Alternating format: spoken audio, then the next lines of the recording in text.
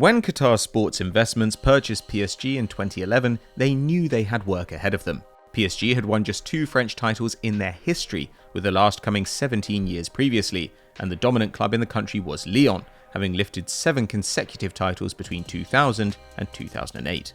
Of course, a decade of heavy funding made PSG a serious proposition, but they still couldn't compete with the lure of Europe's traditional superclubs, nor shake the silly criticism that they were stuck in a farmers' league.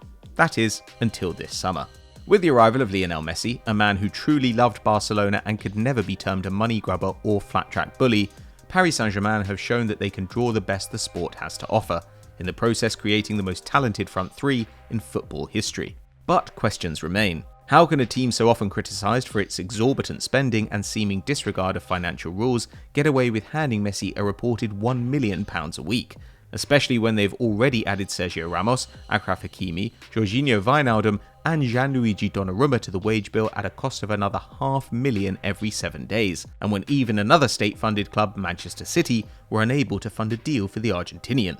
Today on EFD Explained, we look at the backroom bargaining and off-field moves which have enabled PSG to build one of the most valuable squads in football history, and why the failure of the Super League has made the French giants more powerful than ever before, and just what that means for everyone else.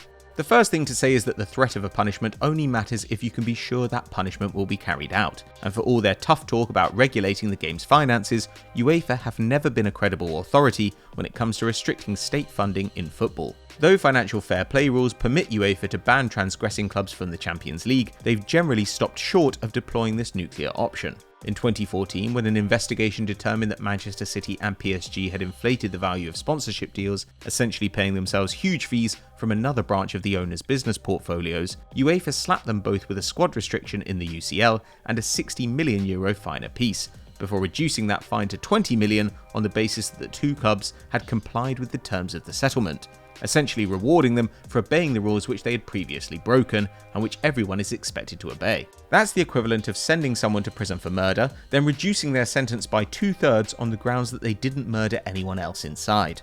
Unsurprisingly, PSG were emboldened by this outcome, and in 2017 embarked on a record spending spree, adding Kylian Mbappe and Neymar to their squad at a cost of roughly €400 million.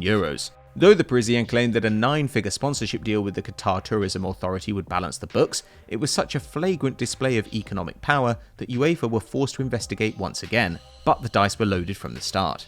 According to a report in the New York Times, the lead investigator, former Belgian Prime Minister Yves Le Terme, commissioned a sports marketing firm to determine the true value of the QTA sponsorship, but also permitted PSG to produce their own figures.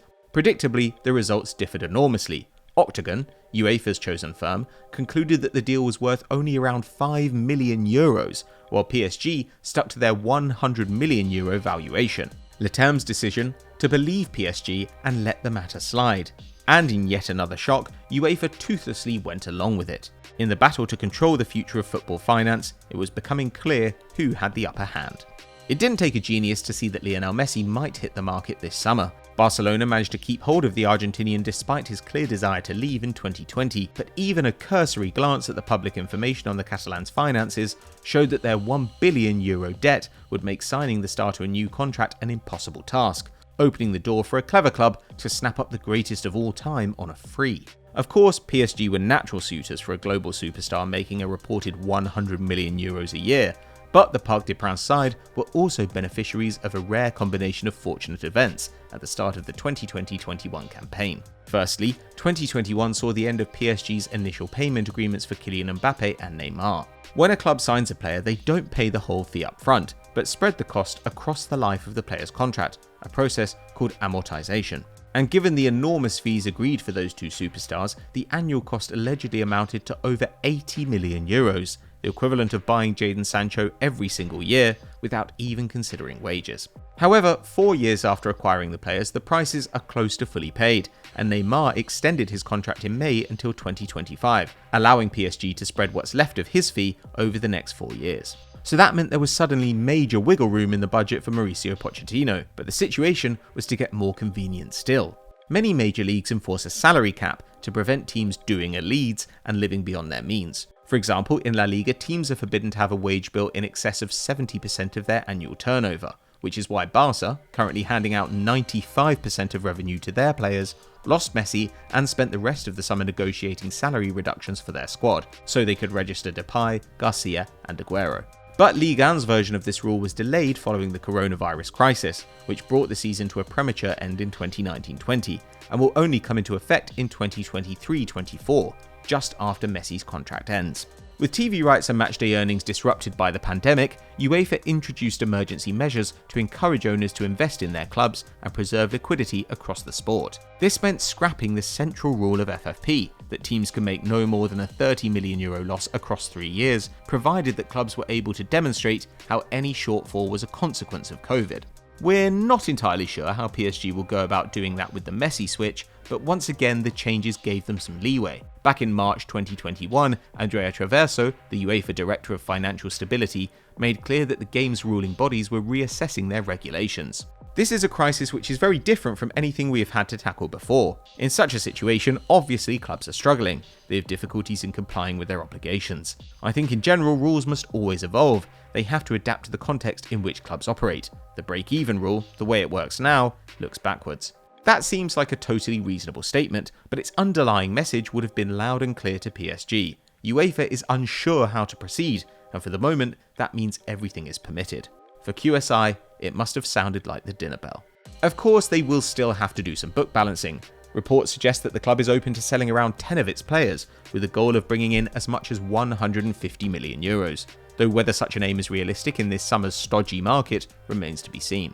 But even leaving aside Messi, PSG's 2021 has been an enormous success. When Florentino Perez was drumming up support for the European Super League in the spring, club president Nasser Al-Khelaifi doggedly refused the Real Madrid Supremos' overtures, recognising perhaps not only the folly of the venture, but an opportunity.